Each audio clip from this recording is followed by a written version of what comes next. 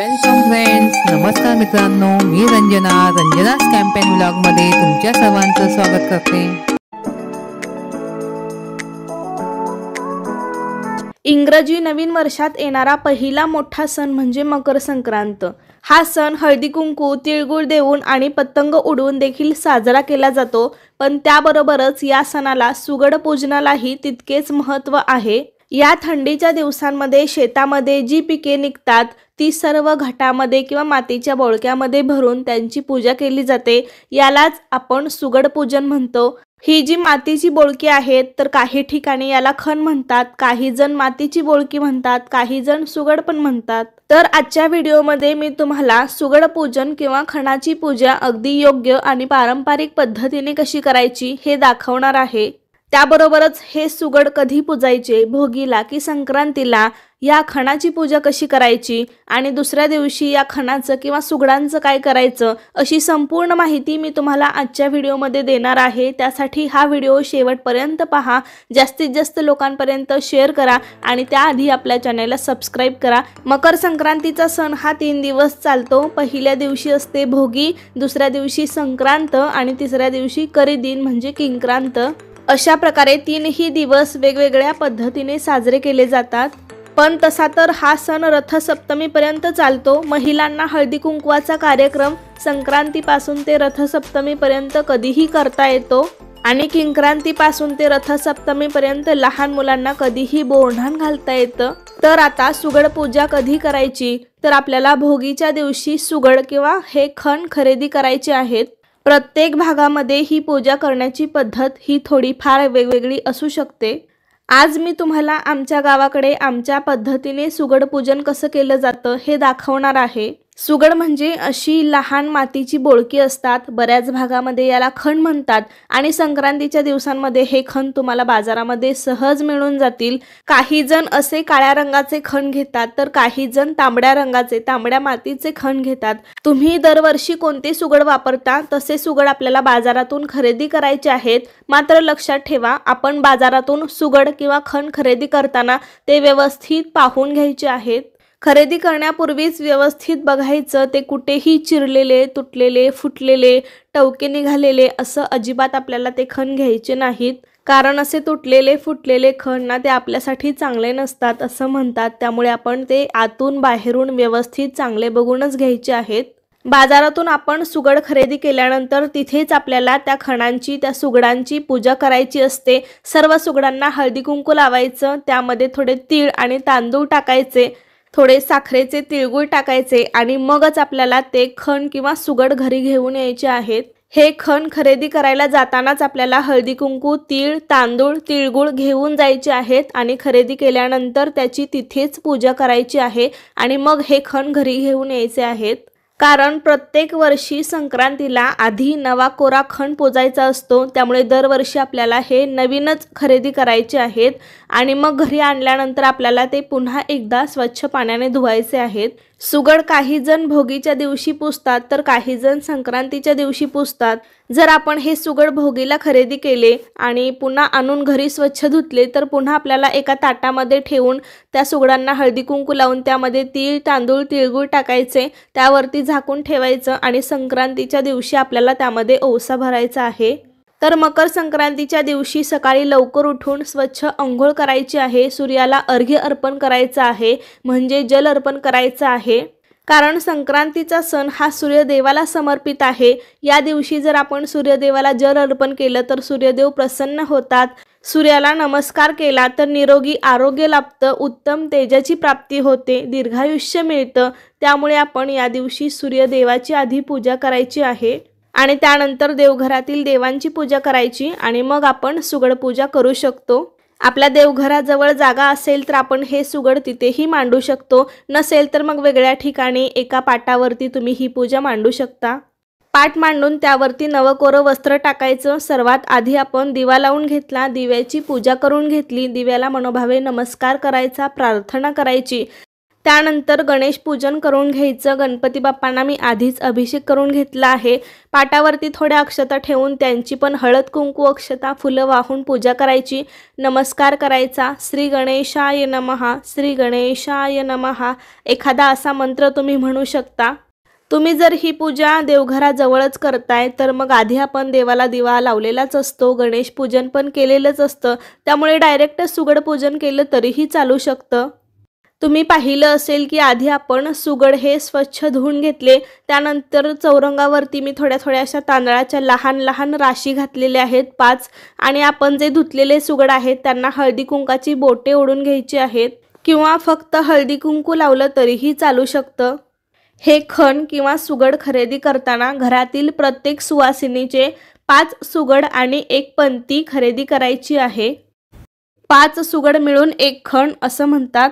जर तुमच्या घरामध्ये 2 सुवासिनी असतील तर 10 सुगड म्हणजे 10 अशी मातीची बोळकी आणि 2 पंत्या खरेदी करायच्या आहेत, याला 2 खण असं म्हणतात। काही जण 7 पण सुगड घेतात, 1 देवाचं आणि 1 तुळशीचं म्हणून, किंवा काही जण ह्या 5 पैकीच 1 तुळशीजवळ ठेवतात, 1 देवीजवळ ठेवतात, किंवा काही जण तुळशीची वेगळीच सुगड घेतात। जशी तुमच्याकडे पद्धत असेल त्यानुसार तुम्ही करू शकता। तर ही पूजा आपल्याला सकाळीच करायची आहे। देवपूजा झाल्यानंतर आपण लगेच ही पूजा करू शकतो, अगदी 5 मिनिटात होते। तर मी सर्व सुगडांना अशी हळदी कुंकाची बोटं लावून घेतली आहेत। तांदळाच्या प्रत्येक राशीवरती हळदी कुंकू वाहून आपण असं 1-1 सुगड त्यावरती ठेवायचं आहे, आणि ही असते पंती। ह्या पंतीला पण आपण हळदी कुंकू लावून घेतलं आहे। आणि सर्वात आधी आपल्याला ह्या प्रत्येक सुगडामध्ये ना थोडं थोडं तीळ टाकायचं आहे। संक्रांतीच्या दिवसांमध्ये तिळगुळाला खूप जास्त महत्त्व असतं, त्यामुळे सर्वात आधी त्यामध्ये थोडे थोडे तीळ टाकायचे, नंतर थोडे थोडे तांदूळ टाकायचे आहेत, आणि नंतर मग तिळगुळ किंवा याला हलवा पण म्हणतात, किंवा साखरेचे तिळगुळ, तर ते आपल्याला यामध्ये टाकायचे आहेत। त्यानंतर यामध्ये आपण या दिवसांमध्ये जी पिकं निघतात त्या सर्व फळभाज्या यामध्ये घालायच्या असतात। इथे मी घेवड्याच्या शेंगा, वाटाण्याच्या शेंगा, गाजराचे तुकडे, बोरं, ऊसाचे तुकडे, भुईमुगाच्या शेंगा आणि हुरडा म्हणजे ज्वारीचं कोवळं कणीस, याला हुरडा म्हणतात। हुरड्याच्या म्हणजे ज्वारीच्या अशा कोवळ्या कणसाच्या कुरळ्या काढून घ्यायच्या। यामध्ये अजून तुम्ही हरभऱ्याचे ओले घाटे, पावटा, त्याबरोबरच वांग, गव्हाच्या ओंब्या, तुमच्या भागामध्ये जे साहित्य घातलं जातं ते घालू शकता, किंवा एखादं साहित्य कमी असेल तरीही चालू शकतं। संक्रांतीच्या दिवसांमध्ये हे साहित्य आपल्याला सहज मिळून जातं, तुम्ही ते घेऊ शकता। तर मी 1-1 करून असं सगळं साहित्य यामध्ये भरून घेते। सुगड आपल्याला असं सर्व साहित्यांनी गच्च भरून घ्यायचं आहे।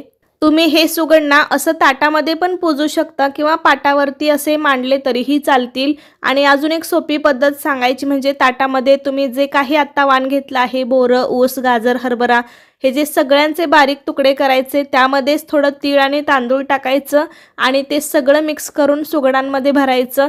त्यामुळे सुद्धा सुगड व्यवस्थित गच्च भरले जातात। छोटे छोटे तुकडे केले की ते सर्व सुगडांमध्ये सहज भरता येतात। पण या ठिकाणी तुम्हाला व्यवस्थित दिसावं यासाठी मी 1-1 साहित्य असं घातलेलं आहे।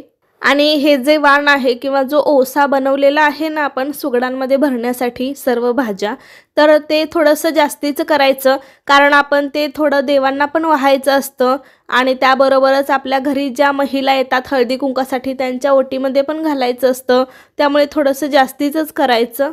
संक्रांतीच्या दिवशी घरातील देवांना आणि गावच्या मंदिरातील देवांना तीळ आणि तांदूळ वाहण्याची पण परंपरा आहे, आणि देवींना आपण हे वाण पण वाहायचं असतं।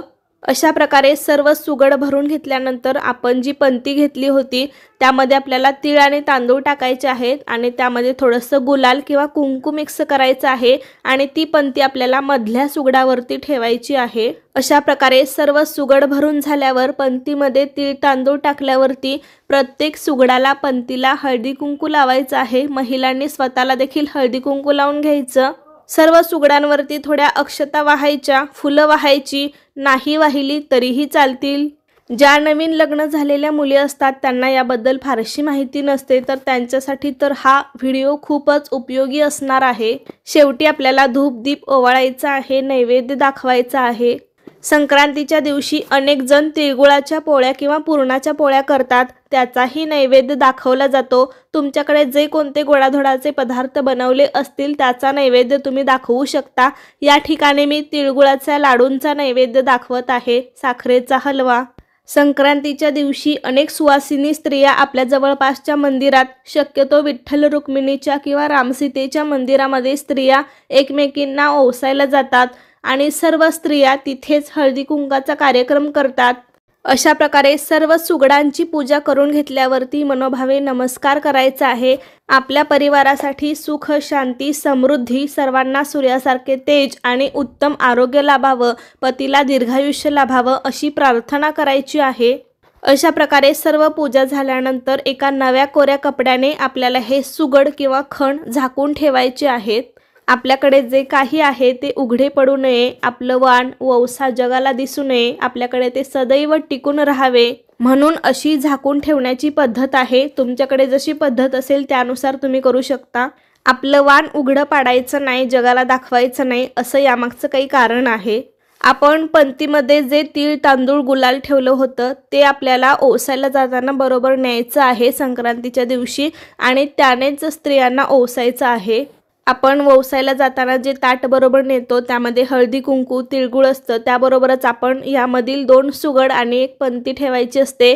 ते सुगड आपल्याला झाकून ठेवायचे आहेत रुमालाने ताटामध्ये सुद्धा, आणि पंतीमध्ये जे तीळ तांदूळ आहेत त्याने ओवाळायचं। काही जण मंदिरामध्ये ओवाळायला जाताना सुगड पण दान केले जातात, तर तसं पण तुमच्याकडे पद्धत असेल तर करू शकता। किंवा काही जण आपल्या घरी हळदी कुंकासाठी आलेल्या स्त्रियांच्या ओटीमध्ये सुद्धा सुगड किंवा ओवसा घालतात। तर हे सुगड तुम्ही तुम्हालाच ठेवून त्यातील फक्त वाण किंवा आपण जे शिल्लक ठेवलेला ओवसा असतो ते जरी स्त्रियांच्या ओटीमध्ये घातलं तरीही चालू शकतं। सुगड तुम्ही तुमच्याजवळच ठेवू शकता। अशा प्रकारे ओवाळायला जाताना आधी देवघरातील देवांना ओवाळायचं, नंतर विठ्ठल रुक्मिणीला आणि घरातील तुळशीला ओवाळायचं। सर्व ठिकाणी आपण थोडंसं जे ओवसा वाण बनवलेलं आहे ते पण ठेवायचं। नंतर आपण ज्या मंदिरात ओवाळायला जाणार आहोत त्या देवीला ओवाळायचं, त्या देवीला पण ओवसा ठेवायचा आणि नंतर मग स्त्रियांनी एकमेकींना ओवाळायचं। आपल्यापेक्षा जे मोठे आहेत त्यांना नमस्कार करायचा आणि अजूनही वाण वौसा उरलं असेल तर हळदी कुंकासाठी आपल्या घरी जेव्हा स्त्रिया येतात त्यांच्या ओटीमध्ये हे घालायचं। जो जास्तीचा वौसा बनवलेला आहे तो स्त्रियांच्या ओटीमध्ये घालायचा। ह्या सुगडांमधील वौसा तुम्ही गाईला खाऊ घालू शकता किंवा दान पण करू शकता। हे सुगड आपण ठेवले तर दुसऱ्या कारणांसाठी सुद्धा वापरू शकतो। तर अशा प्रकारे आजच्या व्हिडिओमध्ये मी तुम्हाला सुगड पूजन कसं करावं याबद्दल बरीच माहिती देण्याचा प्रयत्न केला आहे। कसा वाटला तुम्हाला आजचा व्हिडिओ मला नक्की सांगा। आवडला असेल तर लाईक करा आणि असे छान माहितीपूर्ण व्हिडिओज पाहण्यासाठी आजच आपल्या चॅनलला सबस्क्राईब करा। धन्यवाद।